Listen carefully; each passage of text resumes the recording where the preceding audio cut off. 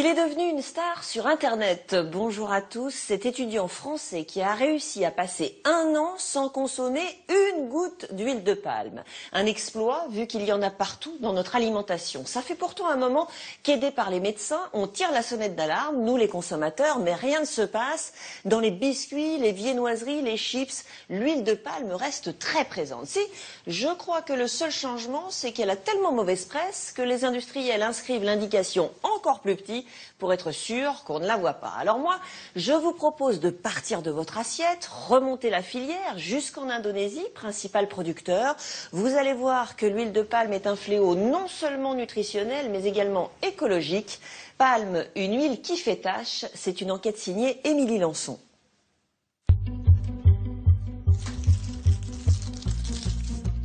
Magali n'aime pas perdre trop de temps en cuisine. Alors pour faire sa quiche, elle utilise une pâte toute faite. Et là, se trouve un ingrédient dont elle ignore tout.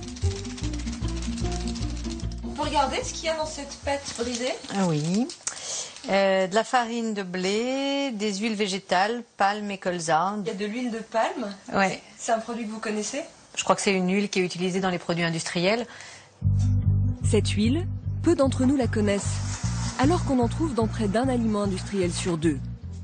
Nous en mangeons à notre insu et plus souvent qu'on ne l'imagine. De l'huile de palme, Magali et ses enfants vont en consommer tout au long de la journée. À 7 heures, au petit déjeuner, dans la margarine et ses biscottes, dans cette pâte à tartiner, comme dans ce pain brioché, ou bien dans ces céréales. 4 heures, de l'huile de palme, les enfants en mangeront encore dans leur glace. Et plus étonnant, dans ces biscuits bio. 20 heures. Et hop, encore un peu d'huile de palme dans ce bouillon. Huile de palme toujours, dans ces chips. Et enfin, dans ces raviolis frais. Vous croyez avoir tout vu? Eh bien non. L'huile de palme, il y en a aussi dans certains produits ménagers ou cosmétiques. Chaque Français en consommerait près de 2 kilos par an. C'est la matière grasse la plus utilisée au monde. 50 millions de tonnes sont produites chaque année. Pour beaucoup, il est temps de dire stop. C'est un produit qui est produit à l'autre bout du monde, on ne sait pas trop comment. On nous en fait consommer sans nous le dire. C'est un élément qui concourt à ce qu'il y ait des difficultés de santé publique dans notre pays. Les plantations de palmiers ont pour conséquence une déforestation massive sur l'île de Bornéo. Risque pour la santé et pour l'environnement. La production intensive d'huile de palme n'est pas sans conséquences.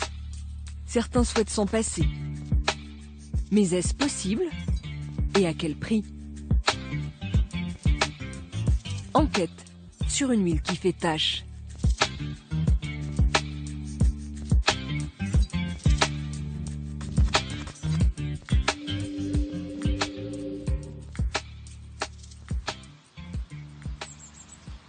C'est au beau milieu du bocage normand que notre enquête commence. La biscuiterie de l'Abbaye est l'une des dernières biscuiteries familiales françaises. Et là aussi, on s'est mis à l'huile de palme. Gérard Lebaudy, le patron, est fils et petit-fils de boulanger. Sa spécialité, le sablé normand. Pour sa marque de biscuits haut de gamme, comme le veut la tradition, il n'utilise que du beurre. Oui, je vais vous montrer. Ici, vous avez du beurre d'Isigny, appellation d'origine contrôlée. Quand on fait un sablé normand, on ne peut pas le faire avec autre chose que du beurre. C'est bien évident, c'est le patrimoine de la région, c'est la fierté de la région.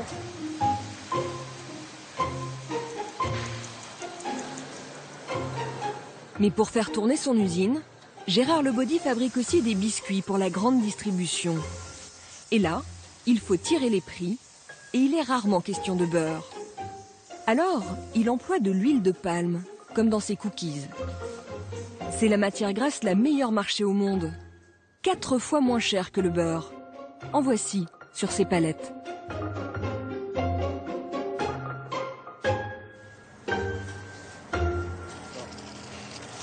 L'huile de palme, présente de cette façon finalement. L'huile de palme a la caractéristique d'être solide à température ambiante. Il faut la réchauffer pour qu'elle soit liquide. Solide, l'huile de palme est facile à stocker, mais aussi à travailler. Elle est devenue la chouchoute des industriels. À les écouter, elle n'aurait que des qualités. On va faire un pré-mélange entre le sucre et l'huile de palme, qu'on appelle le crémage. Après, on pourra mettre les autres ingrédients. Donc là, vous voyez, on obtient une crème. On n'aurait pas exactement le même résultat avec une autre huile. Cette texture-là, pour un biscuitier, elle est assez idéale. On peut le dire, pour les produits qu'on fabrique, oui, tout à fait. Oui. C'est une texture qui va nous permettre d'avoir le résultat optimal qu'on recherche. À savoir un biscuit léger, fondant, croustillant, avec une bonne conservation, stable dans le temps, enfin bref, quasiment l'idéal. Résumons.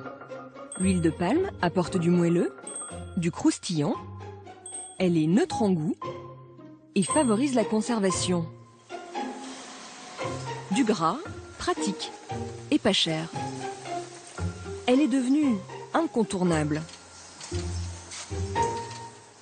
Tous les ans en France, 130 000 tonnes d'huile de palme sont incorporées dans les produits industriels. Mais que sait-on de cette huile?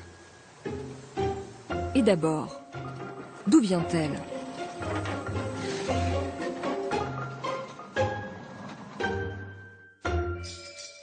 Pour le découvrir, nous sommes allés à 12 000 km d'ici, en Indonésie. Nous avons choisi d'enquêter sur l'île de Kalimantan, plus connue sous le nom de Bornéo.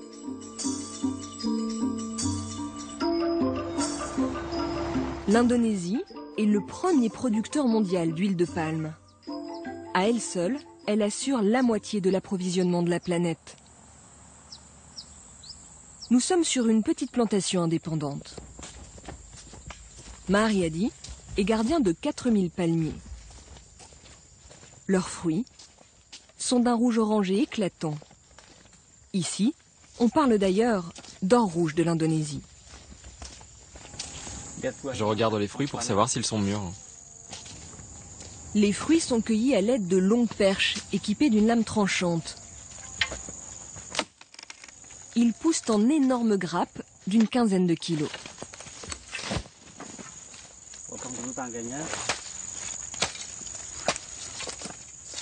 Pour des arbres comme ça, on récolte les fruits une fois par semaine.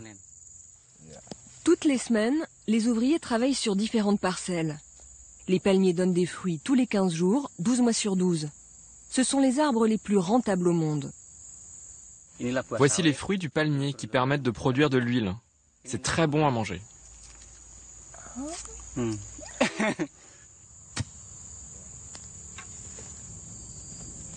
Le noyau est tout petit, c'est la chair qui donne de l'huile. Regardez, quand on presse, il y a de l'huile qui sort. La chair donne de l'huile de palme. Le noyau, une fois pressé, de l'huile de palmiste. Une sorte de concentré d'huile de palme, surtout utilisé dans les cosmétiques. Une fois pressé en usine, voilà à quoi ressemble l'huile brute.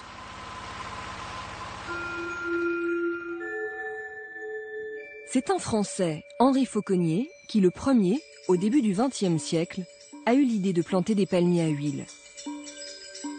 Il découvre l'arbre lors d'un voyage en Afrique et décide de l'importer en Malaisie. Un siècle plus tard, l'huile de palme fait la fortune de la région. En Indonésie, 20 millions de personnes vivent de son exploitation.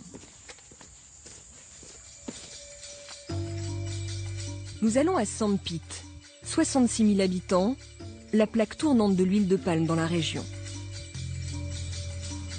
Chaque jour, c'est un balai incessant de camions gorgés d'huile ou de fruits. Tous font la navette entre la ville et les plantations.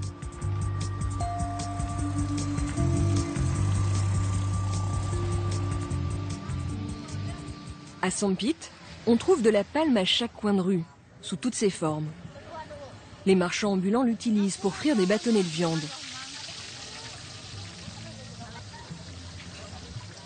Les mères de famille ne jurent que par elle.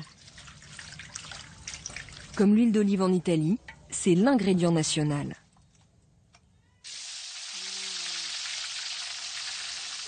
J'utilise une bouteille comme celle-ci par semaine pour faire du poisson frit ou bien des légumes frits. Et si mes enfants me demandent de faire un gâteau, je le fais aussi à l'huile de palme. Je pense que c'est la meilleure.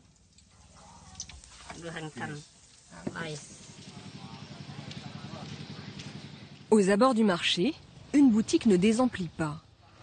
Celle de ce grossiste en huile de palme.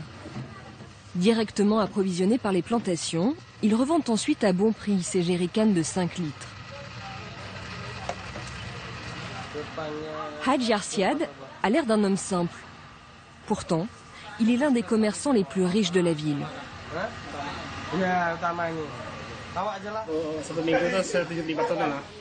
J'en vends en moyenne 80 tonnes par semaine. Pour nous montrer ce qu'il gagne, notre marchand va sortir sa calculette. Il vend pour plus de 635 millions de roupies d'huile de palme par semaine, soit près de 50 000 €. Ça va pour vous? C'est un bon business? Ça va. Mais si ça augmentait encore, ce serait bien. L'Indonésie s'est lancée dans une course à la production effrénée. Car partout sur la planète, la demande explose. Nous consommons 4 fois plus d'huile de palme qu'il y a 20 ans. Seulement un jour, nous pourrions bien le regretter. Car cette huile du bout du monde qui atterrit dans nos assiettes n'est pas sans risque pour la santé. Bonjour. L'Agence française de sécurité sanitaire des aliments est la première à avoir tiré la sonnette d'alarme. Le fameux rapport. Cet organisme a pour mission d'alerter les pouvoirs publics sur les risques concernant notre santé. Dans un rapport de 2010, l'ANSES explique que l'huile de palme est un acide gras non indispensable qui contient de l'acide palmitique athérogène en cas d'excès, c'est-à-dire qui bouche nos artères. L'huile de palme, parce que ses teneurs en acide gras palmitique sont élevées, quand elle est surconsommée, expose à un risque de maladie cardiovasculaire. Si l'huile de palme est plus risquée que d'autres graisses, c'est parce qu'elle n'est pas une huile comme toutes les autres. Bien qu'étant issue d'un fruit, l'huile de palme est proche d'une graisse animale, comme le beurre, le lard ou la crème. Comme eux, elle contient des acides gras saturés, principaux responsables des maladies cardiovasculaires. L'autre problème de l'huile de palme, c'est que nous la consommons raffinée, dans la nourriture industrielle. À partir du moment où on raffine un ingrédient, il perd son intérêt nutritionnel, donc il va nous rester les acides gras avec peu d'autres microconstituants qui pourraient présenter un intérêt. À l'état brut, l'huile de palme contient du bêta-carotène, une provitamine excellente pour la peau. C'est ce qui lui donne cette couleur rouge orangée. Seulement, une fois traité en usine, il n'en reste pratiquement rien. L'huile de palme raffinée est donc du gras, dépourvu de bienfaits. Et le véritable danger, c'est son accumulation à notre insu. Nous nous rendons dans les environs de Montpellier. Dans cette clinique, nous allons interroger un nutritionniste connu pour son combat contre la malbouffe. Je vais vous montrer une vidéo. Nous lui montrons la vidéo de la famille rencontrée en début de film. Ce sont ses menus. Vous allez nous dire s'il consomme trop d'huile de palme.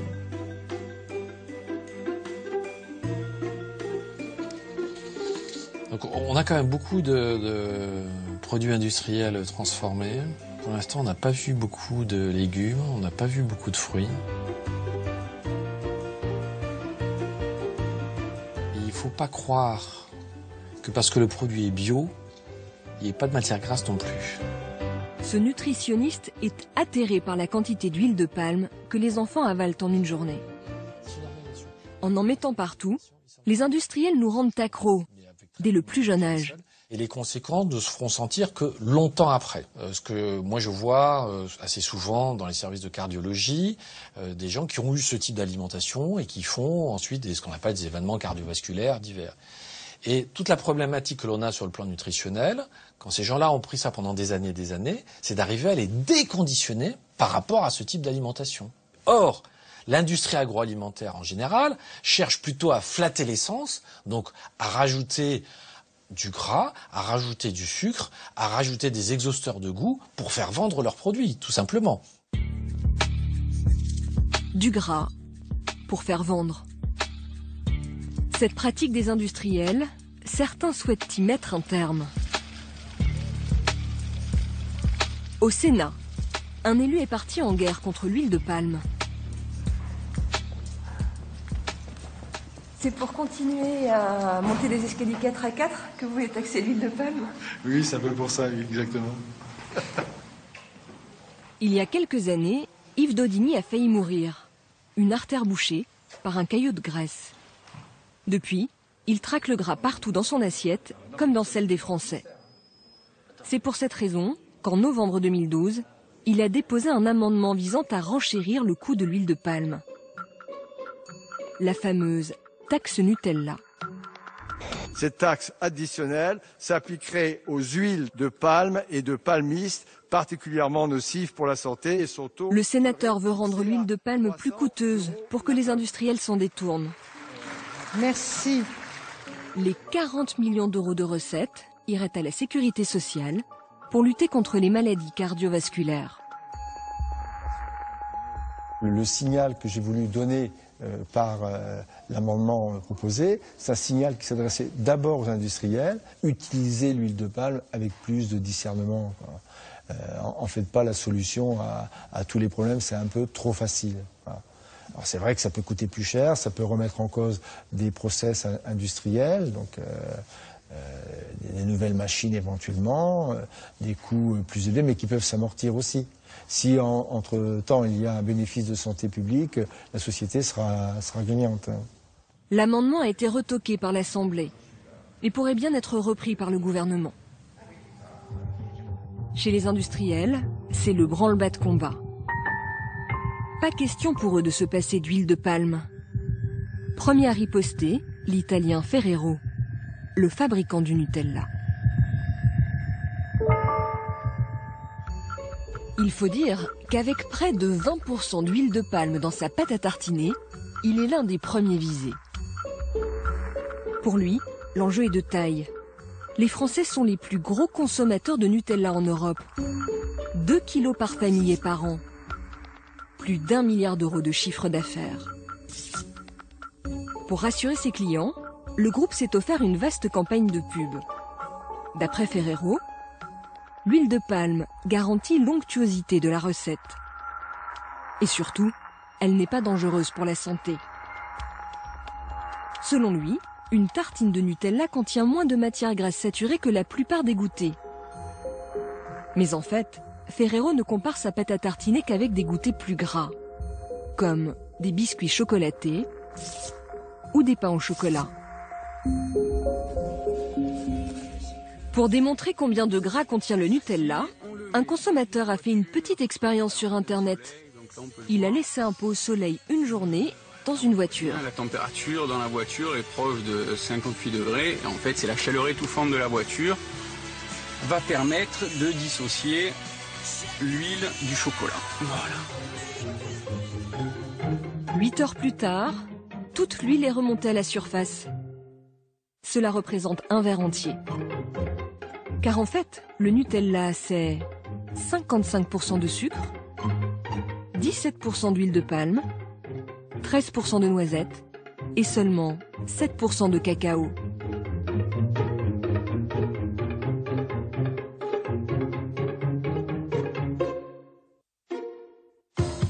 Aux États-Unis, Ferrero a été attaqué en justice pour publicité mensongère par des mères de famille, car leurs enfants avaient grossi. L'entreprise a été condamnée à leur verser plus de 3 millions de dollars, soit 2 300 000 euros. Le groupe Ferrero n'a pas souhaité répondre à nos demandes d'interview.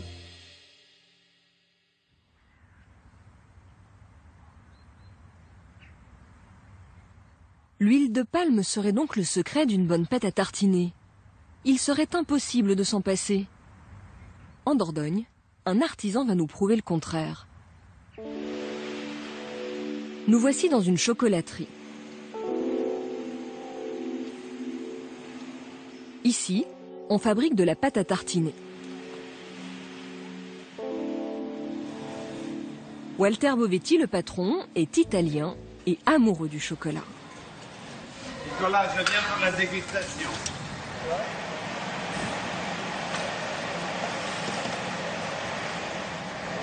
C'est parfait, c'est délicieux. Ça me convient. Refusant de céder à la facilité, il a inventé une pâte à tartiner sans un soupçon d'huile de palme. On a des excellentes matières sans toucher le palme. Pourquoi aller toucher un truc qui n'est pas terrible? Il est neutre, il n'est pas bon. Et vous préférez mettre du gras qui a du goût? Mais obligatoirement, il faut trouver toujours une question d'équilibre dans le goût. Et mon intérêt, c'est de vendre de la bonne matière, de bons produits, qu'avoir des produits médiocres. Dans sa pâte à tartiner, des noisettes, du cacao et du sucre. Mais à la place de l'huile de palme, du beurre de cacao et de l'huile de colza. Autre différence avec le Nutella, les proportions. Les produits les plus chers sont les plus utilisés, à commencer par les 40% de noisettes. Est-ce que c'est beaucoup? Oui, énorme. La plus connue des pâtes à tartiner, il y a 13%. La noisette et le beurre de cacao apportent l'essentiel du gras. Quant à l'onctuosité, elle est assurée par l'huile de colza. Est-ce que c'est meilleur que l'huile de palme? Incomparable. Beaucoup plus difficile à travailler, parce que comme c'est de l'huile et c'est liquide. Mais très bon pour la santé, pour l'oméga 3, c'est très riche en oméga 3, il combat le mauvais cholestérol, comme le beurre de cacao, il combat le mauvais cholestérol. Évidemment, le choix de se priver d'huile de palme a un prix. La pâte à tartiner de ce chocolatier est plus de 2 fois plus chère que le Nutella. Cela n'a pas empêché un grand distributeur de lui en commander. Système U a supprimé l'huile de palme d'une centaine de produits pour la remplacer par du colza ou du tournesol, essentiellement dans les chips et les biscuits. Sauf exception, les prix n'ont pas augmenté. C'est ce que nous affirme Serge Papin, le patron de Système U. Si on substitue l'huile de colza à l'huile de palme, à partir du moment où c'est qu'une partie du produit, ça n'a pas un impact important sur le plan du prix du produit. Donc on peut tout à fait amortir la substitution de l'huile, même si en effet l'huile de colza est un peu plus chère, mais pas tant que ça. Des industriels ont eux aussi réagi. Findus est l'un des pionniers. Aujourd'hui, il a totalement renoncé à l'huile de palme dans tous ses surgelés. Les biscuits Saint-Michel et les pains de mie Jacquet sont également passés à l'ère du sans huile de palme. Au total, une trentaine de marques françaises l'ont supprimé dans au moins une partie de leurs produits. Les industriels évoluent, en partie sous la pression des consommateurs. Nous avons rencontré l'un de ceux qui ont fait de la chasse à l'huile de palme un combat citoyen. Adrien Gontier, 27 ans, est une star sur Internet. Sur son blog, il a mené une expérience extrême qui l'a rendu célèbre. Vivre 1 an sans huile de palme. Depuis, ce thésard en géochimie en a gardé certaines habitudes, comme celle de faire ses courses à pied. De l'huile de palme, on en retrouve dans les agrocarburants, notamment dans le diesel. Et donc, j'ai dû me passer de voiture, en tout cas limiter au maximum ma consommation de voiture, si on peut dire les choses ainsi. Adrien est devenu un expert pour débusquer l'huile de palme. Et quand il fait ses courses, il est incollable sur les produits. Donc dans les biscuits apéritifs, en général, il y a souvent de l'huile de palme. Par contre, dans les chips, ils les ont souvent remplacés par de l'huile de tournesol. Donc là, dans les mayonnaises, en général, pas trop de risques. Ou dans le rayon chocolat, il n'y a pas trop de risque dans tout ce qui est chocolat noir, chocolat au lait. Par contre, ce qui est fourré et ainsi de suite, là c'est un peu plus risqué. Alors dans les pâtes et le riz, là pas de problème. Par contre, dans les soupes en sachet, il y a souvent de l'huile de palme et là je m'arrête pas. Adrien s'est rendu compte que les industriels n'étaient pas obligés de spécifier quelle graisse ils utilisaient. L'huile de palme est souvent dissimulée sous d'autres appellations, comme origine végétale ou huile végétale. Mais ce n'est pas tout. Ah, par exemple ici, on a un dérivé possible d'huile de palme. Ici, on a du bêta-carotène. En Europe, grosso modo, on a un très gros quart de l'huile de palme qui est transformée chimiquement pour donner d'autres produits. Et typiquement, ce sont des produits comme des émulsifiants, des colorants et ainsi de suite. Ici, c'est des torsades. On a un émulsifiant E471 qui peut être originaire de l'huile de palme et on a un colorant qui peut être aussi originaire de l'huile de palme. Donc là, c'est de l'huile de palme en puissance, certainement. Donc là, vous faites comment? Ben là, du coup, j'aurais pris le croissant pur beurre. Voilà. Adrien a découvert que près de 20% de l'huile de palme mondiale était utilisée dans les cosmétiques. Elle apporte de l'onctuosité et permet aux produits de se conserver longtemps. Et là, ça a été un vrai casse-tête pour la repérer. Heureusement qu'il avait une thèse en chimie. Alors le produit d'hygiène, c'est très barbare. En fait, il y a énormément de produits dérivés dont on ne sait jamais exactement l'origine. Donc il faut contacter chaque industriel pour chaque produit. Donc là, ça a été la partie un petit peu plus difficile, mais un peu plus rigolote, parce que finalement, il y a tous les produits avec les noms chimiques, et là, je me suis vraiment éclaté dans ce rayon. Allez, le petit préféré d'Adrien, ce shampoing à la pomme. Il y a un dérivé possible d'huile de palme, ammonium lauride sulfate, il y a de la glycérine, hydrogenated palm glycéride, citrate, ah ça c'est génial, ça c'est de l'huile de palme hydrogénée, hein. Du lauryl alcool, dérivé probable. Ensuite on a des tocophérols qui peuvent même être d'origine végétale, d'huile de palme. Donc celui-là il est vraiment sympa finalement. Faut que je retienne, je vais le mettre sur le blog, il est génial, aux pommes, feuilles d'olivier. Sur son blog, Vivre sans huile de palme, Adrien alerte les consommateurs. Il y référence les marques utilisant de l'huile de palme et donne des conseils pour vivre sans. Le premier d'entre eux est de se mettre au fourneau. Alors je mange un petit peu comme avant, des produits frais, des produits simples. En évitant les produits transformés, on arrive à éliminer l'huile de palme dans l'alimentation de manière relativement facile. Mais pour les puristes comme Adrien, il ne s'agit pas seulement de manger plus sain. Il a poussé l'expérience si loin qu'il est allé jusqu'à fabriquer ses propres savons. Alors là, qu'est-ce que c'est? Ça, ce sont mes savons qui sont en cure. Ils attendent leurs 8 semaines avant d'être utilisés. Au-delà du plaisir et du jeu, la démarche d'Adrien n'a qu'un seul but, réveiller les consciences. Et il n'est pas le seul à vouloir agir. Il y a 3 ans, Greenpeace a détourné une pub pour des barres chocolatées.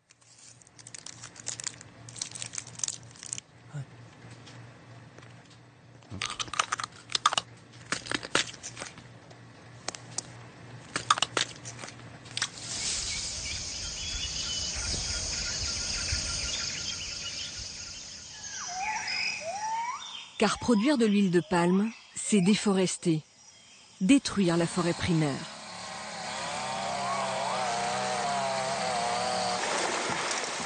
En Indonésie, toutes les minutes, l'équivalent de 6 terrains de football disparaît. Des pans entiers de forêts millénaires sont brûlés pour laisser place à la monoculture du palmier. Privées de leur milieu naturel, certaines espèces animales comme les orang-outans sont en voie d'extinction. À Kalimantan, en 60 ans, la forêt primaire a pratiquement disparu de moitié.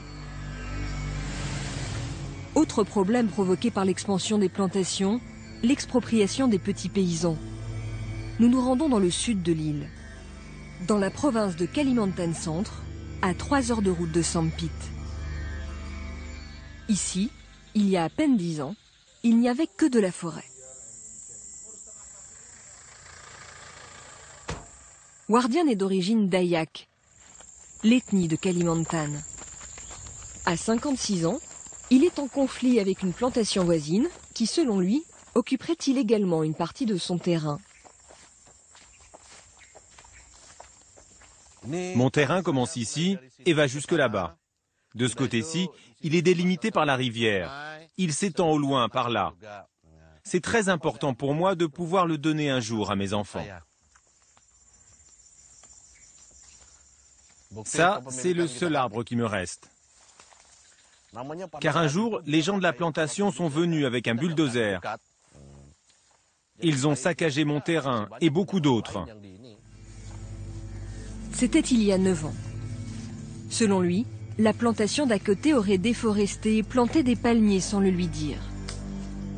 Avant, cette terre permettait à Wardian de vivre. Ici, à la place de ces palmiers, il y avait des arbres fruitiers, des arbres à caoutchouc, et il chassait le gibier. Aujourd'hui, il a du mal à s'en sortir. Ça m'a fait beaucoup de peine. Si un animal m'avait fait ça, je l'aurais tué. Mais là, je ne peux pas, parce que ce sont des hommes et qu'il y a des lois. Pour défendre ses droits, Wardian a fait appel à l'association Wali, une ONG indonésienne qui aide les populations locales aux prises avec les grandes plantations. Wardian n'est pas un cas isolé.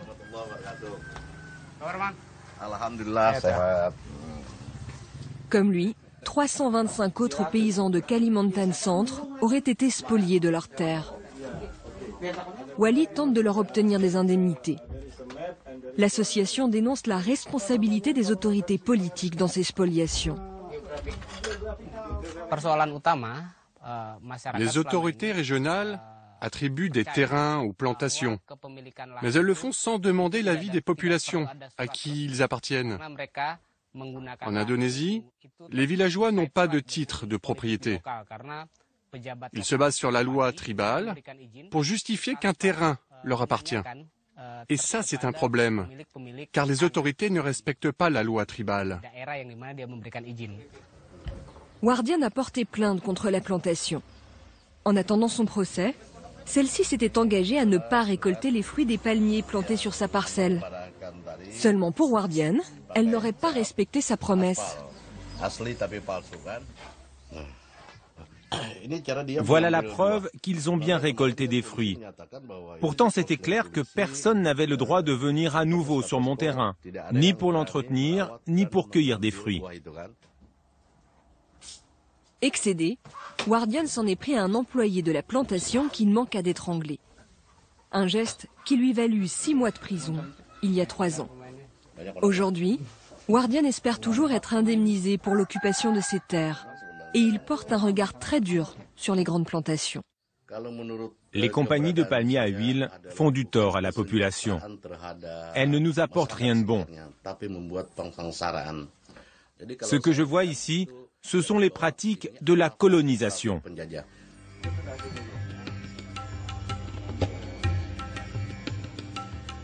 Des accusations récusées en bloc par les grandes plantations qui assurent respecter les petits paysans.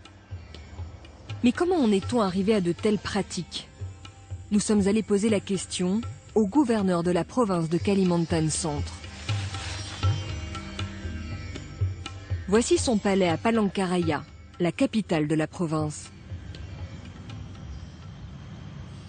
Nous sommes reçus comme des hôtes de marque. Très vite, nous allons comprendre que le gouverneur a choisi son camp. Selon lui, les plantations de palmiers sont une nécessité économique. Elles font vivre 20 millions de personnes en Indonésie. Tant pis pour la forêt et ses habitants. Comment fait-on pour offrir une vie meilleure aux gens si on ne coupe pas les arbres? Vous croyez vraiment que le niveau de vie des gens s'améliore quand on rase leurs arbres? Non, je ne veux pas parler de ça. Ce n'est pas la question. Ce que je veux simplement dire, c'est que si les gens passent leur temps à attendre et à prendre soin de la forêt, comment est-ce que leur niveau de vie va s'améliorer? Pour se justifier, le gouverneur, lui aussi d'origine dayak, nous assure tout faire pour sauver la forêt. Il a d'ailleurs lancé un programme pour replanter 10 millions d'arbres. Mais tous ces arbres ne remplaceront jamais la forêt millénaire. Les dégâts causés sont irréversibles. Alors, pour faire taire les critiques, une nouvelle filière d'huile de palme s'est mise en place. L'huile durable, RSPO.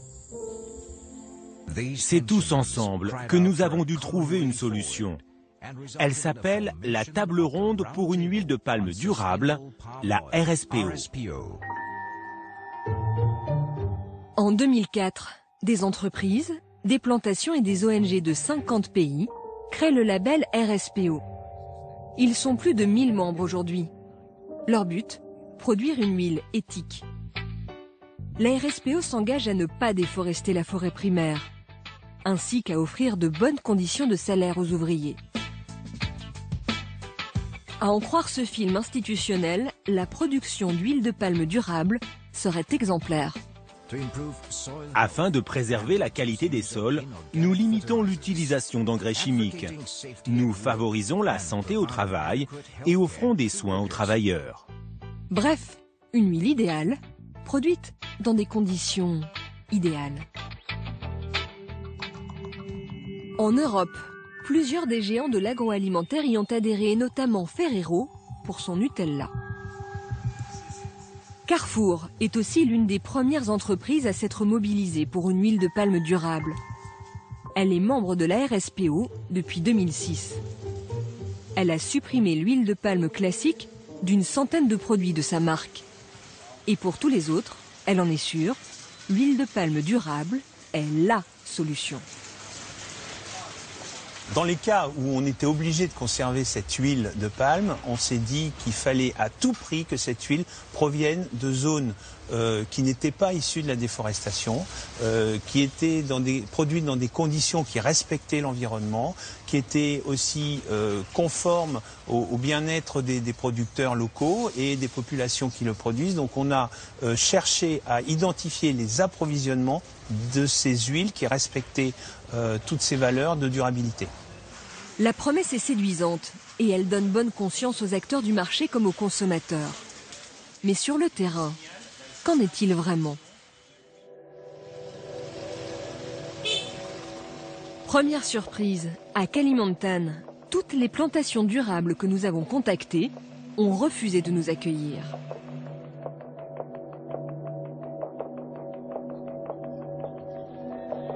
Nous avons téléphoné au groupement RSPO, mais même eux ne sont pas parvenus à convaincre les plantations. Des refus quelque peu embarrassants à justifier pour le service de communication. Peut-être que par le passé, ces plantations ont eu de mauvaises expériences avec des journalistes, et maintenant elles ont peur. Les plantations durables auraient-elles quelque chose à cacher? Elles affirment protéger le bien-être des producteurs locaux. Nous allons constater que la réalité est parfois tout autre.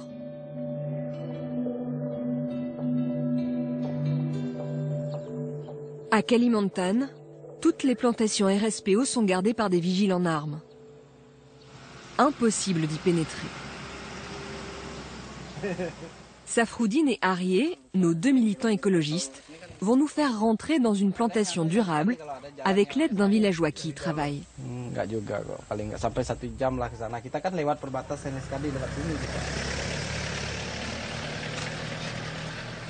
Grâce à lui, nous passons la barrière sans encombre.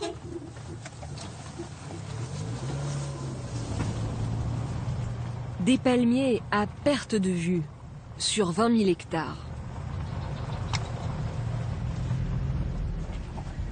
À 1 heure de route du premier village, nous arrivons dans le campement des petits planteurs. Ils sont une vingtaine à vivre dans ces baraquements avec leurs familles. Ces ouvriers ont un accord avec la plantation RSPO. Ils cultivent un lopin de terre que leur a attribué la plantation. En échange, ils doivent lui verser une partie de leur récolte pendant une dizaine d'années. Un jour, ils espèrent ainsi devenir propriétaires. Nous nous présentons comme journalistes. Aucun des petits planteurs ne souhaite s'exprimer devant notre caméra. Mais ils acceptent de discuter avec nous, et c'est en caméra cachée que nous allons recueillir ce qu'ils ont sur le cœur.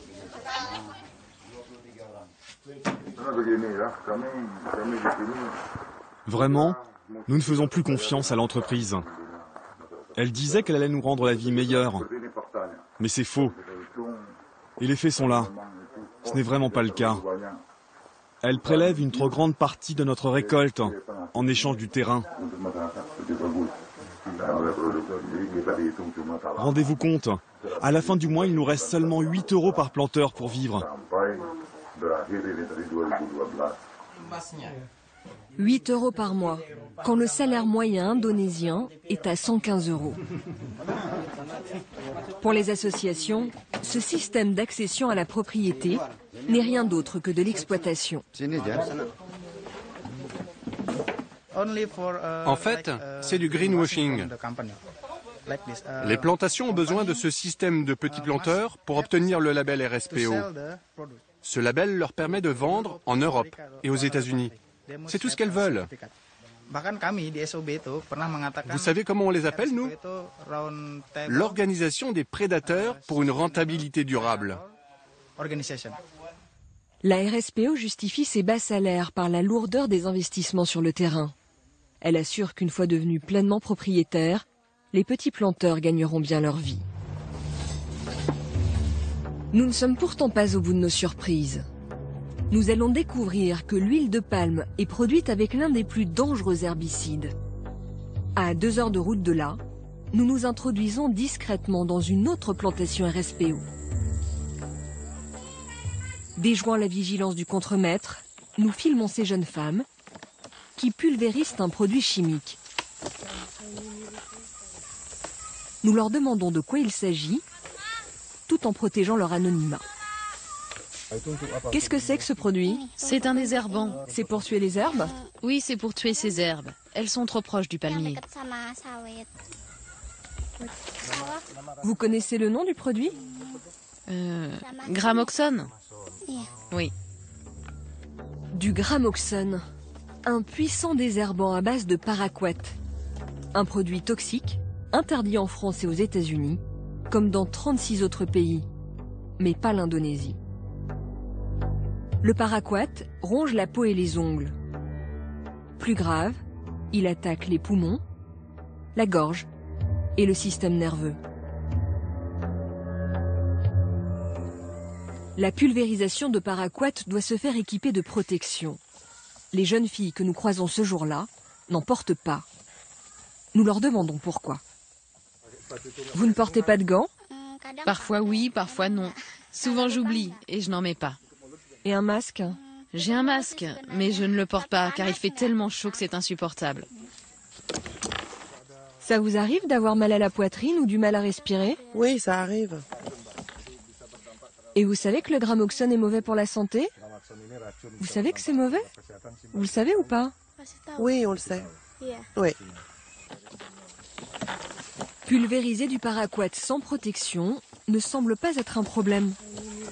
Nous sommes bien loin des recommandations mises en avant par la RSPO dans ses films promotionnels, où les ouvriers sont protégés des pieds à la tête.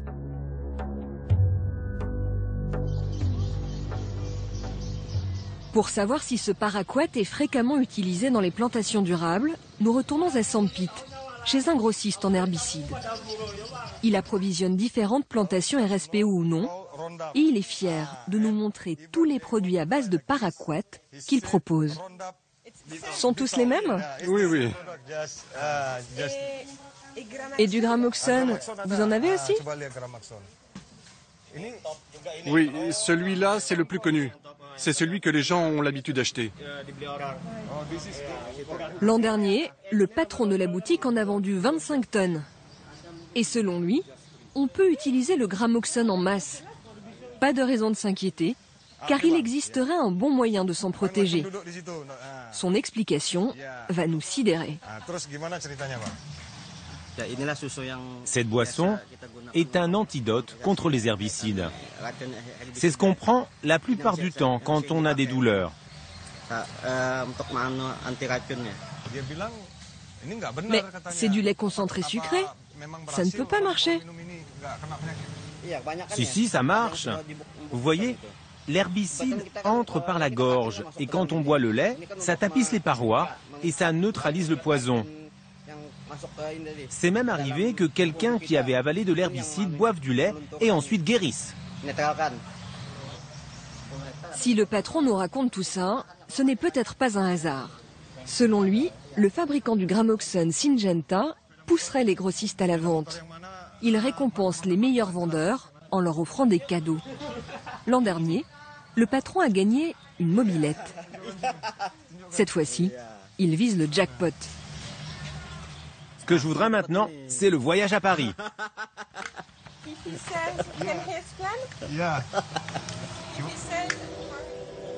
Syngenta est le leader mondial dans la recherche de pesticides. Le groupe suisse pèse plus de 10 milliards d'euros de chiffre d'affaires. Par une simple recherche sur Internet, nous découvrons que Syngenta est membre de la RSPO.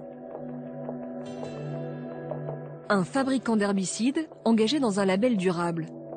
Comment la RSPO a-t-elle pu accepter cela? Et pourquoi autorise-t-elle l'utilisation du paraquat hautement toxique dans ses plantations? Pour le savoir, nous sommes allés à 1600 km de là, à Jakarta, la capitale indonésienne. À force d'insistance, nous rencontrons un responsable de la RSPO. Eddy Swardi nous reçoit chez lui un samedi. Selon lui, impossible de se passer de paraquat. Le paraquat reste considéré comme l'un des herbicides les plus efficaces. La RSPO veut défendre le durable, mais il faut qu'on soit réaliste. Sinon, on risque de porter un coup d'arrêt à la production dans les plantations. Nous devons trouver des moyens de faire quand même avec le paraquat. Une interdiction totale dans l'immédiat ne serait pas sage. Mais peut-être que ce qu'il faudrait, c'est prévoir des restrictions progressives. Et quand nous abordons le cas de Syngenta, le fabricant de pesticides, notre interlocuteur semble soudainement embarrassé. Est-ce que vos positions sur le paraquat ont quelque chose à voir avec le fait que Syngenta soit membre de la RSPO? Non, non, pas du tout. Nous sommes très transparents. Nous voudrions réduire l'utilisation du paraquat, mais quelles sont les autres options existantes? Vous comprenez? Cela n'a rien à voir avec Syngenta ou quoi que ce soit d'autre. L'huile de palme durable a donc encore beaucoup de progrès à faire pour être vraiment durable. En attendant, l'utilisation de produits chimiques comme le paraquat provoque des dégâts bien au-delà des plantations. Nous nous rendons à Pondok Damar. Ce petit village se trouve en lisière d'une plantation RSPO.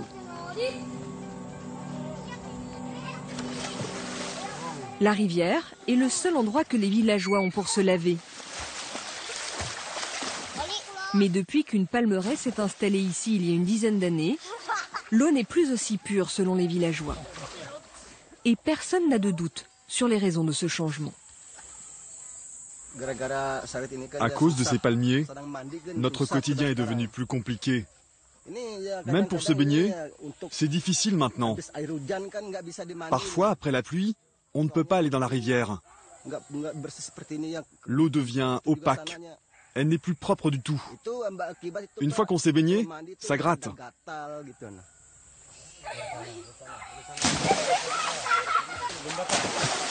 Une jeune mère de famille que nous croisons là nous confie ses craintes, tandis que sa petite fille est dans l'eau. Nous n'avons pas d'autre endroit. Nous sommes obligés de nous baigner dans la rivière. Ça vous donne des démangeaisons? Oui, ça nous gratte. On peut aussi se sentir mal. Et puis les enfants tous.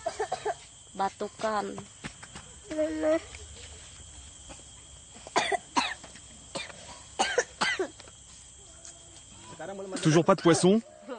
Non, de toute façon, ils sont tout petits. Les plus gros sont comme ça. Il n'y a plus de gros poissons? Non, non. Selon eux, il n'y aurait plus de poissons, car les eaux souillées par le paraquat et d'autres produits chimiques se déverseraient directement dans la rivière dès qu'il pleut.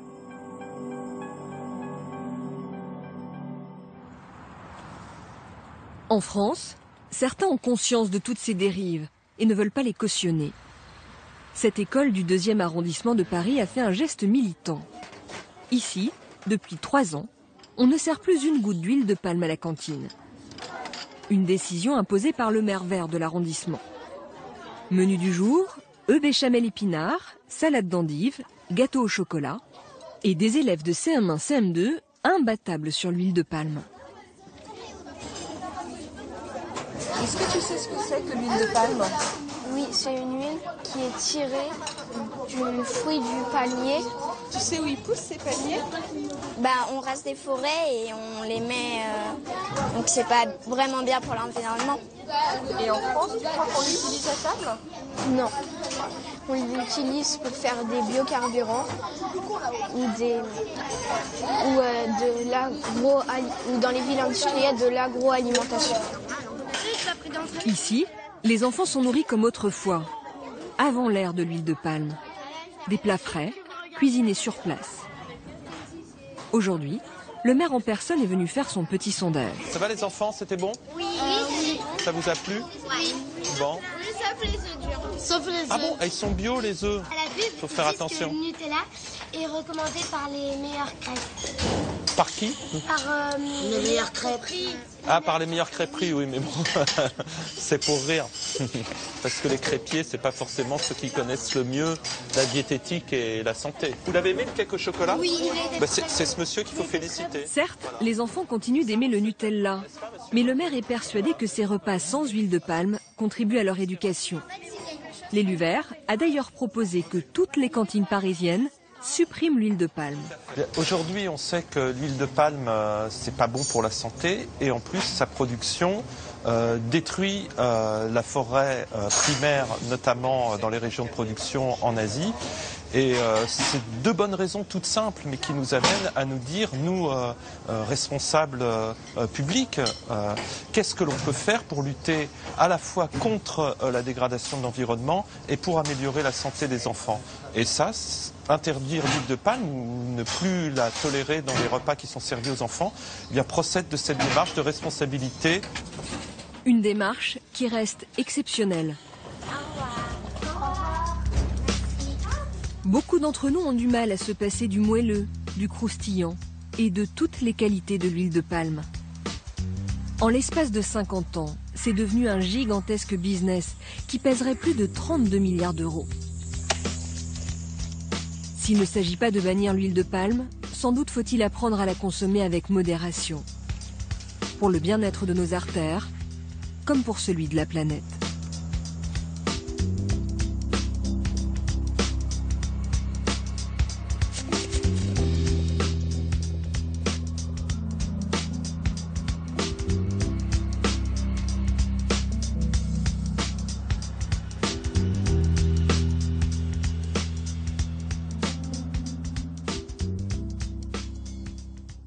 Voilà, alors ici évidemment c'est tout le contraire de ce qu'on vient de voir, nous sommes dans l'univers de l'huile d'olive, merci d'ailleurs à l'Olivier pour son accueil, un trésor de goût et de bienfaits pour la santé, même si l'huile d'olive reste du gras, attention en cette saison pour ceux qui veulent maigrir, on sait aujourd'hui que c'est du bon gras pour nos artères. Allez bye bye, je vous dis à très vite sur France 5.